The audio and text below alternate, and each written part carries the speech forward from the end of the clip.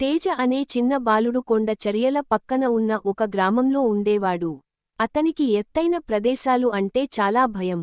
స్నేహితులు కొండపై ఎక్కుతుంటే తేజ ఎప్పుడూ కింద నుంచే చూస్తూ ఉండేవాడు.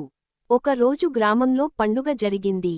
స్నేహితులు అందరూ కొండపై పతాకం ఎగరేయడానికి వెళ్లారు. కాని మధ్యలో గాలి బలంగా వీచి ఒక చిన్నారి జారి పడింది.